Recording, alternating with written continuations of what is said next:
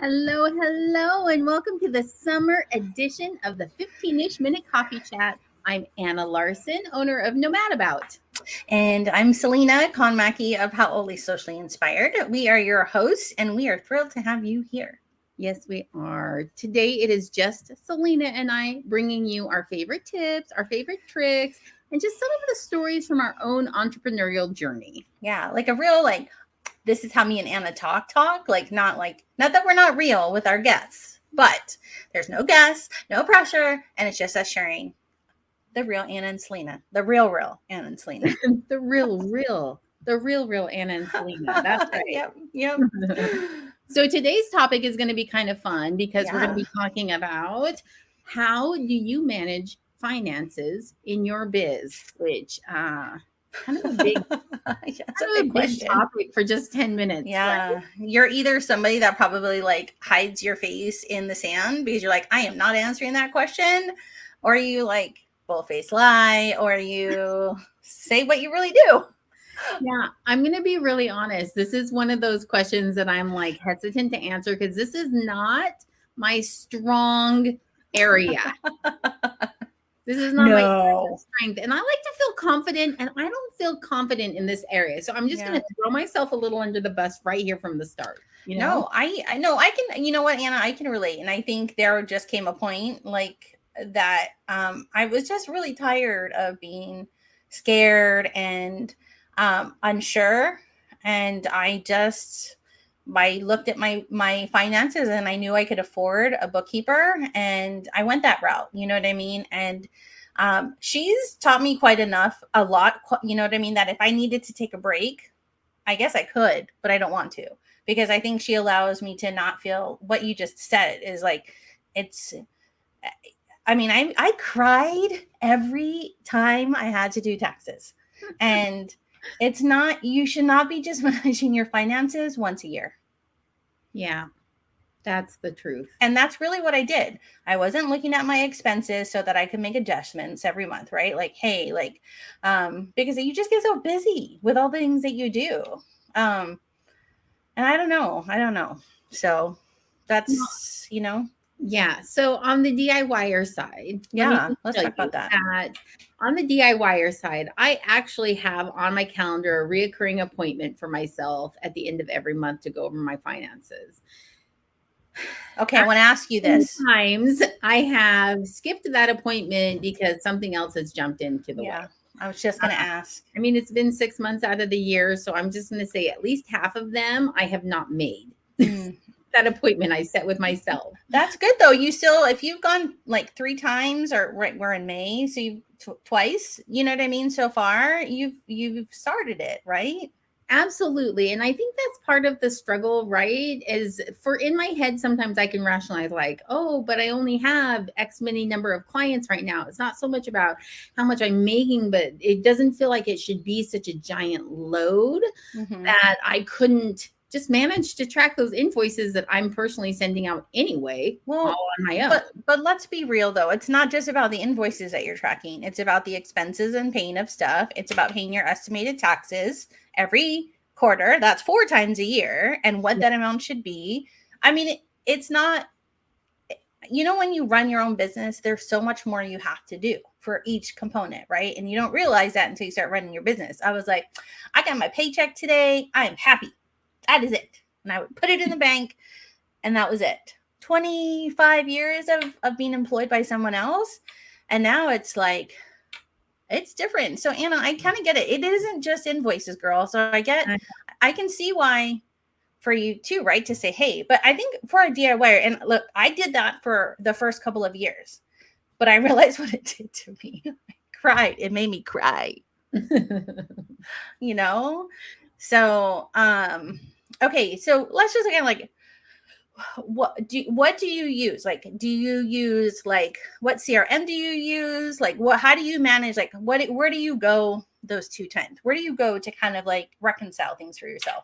My reconciliation happens in Dubsado, and I've set it up in Dubsado so that it follows the guidelines that the IRS has, right? Like my categories are all the categories you're going to get in the IRS forms you have to fill out. Yeah. all of that kind of thing, just so I can make sure that when I am performing work for someone else, that it's Yeah. really categorized with Nice. my CRM. So that was one big step for making sure that things became just a tiny bit easier. Because those first couple of years when I had to go back in and be like, where does this fit? Where does this fit? That was a really long learning process. Yeah. Never want to ever repeat again in my entire life. And I totally thought you were going to say, like, I put it in the categories that makes me not cry as much. Like, I really thought that's what you were going to say. It does make me not cry as much. How about that? No, I get it.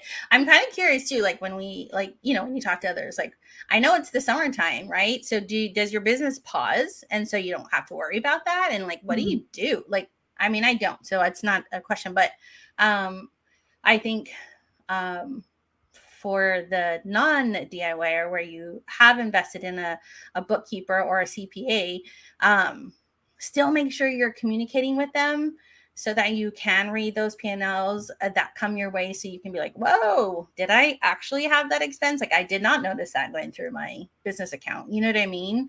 So, I don't know. And I do look at it every time I get it every month, and it keeps me accountable to myself. So I don't know. I think the main point, Selena, is that you can't just turn a blind eye to what's happening financially. Yeah. Right. I mean, you really do have to have at least an overall general idea of where you're at. Yeah. Can you afford these services? Can you not afford these services? Do you need to bring on another client? Can you skip another client and have a little bit of a summer break? Yeah. Is your business financially where you want it to be? Are you setting goals for yourself? Like that's a big one.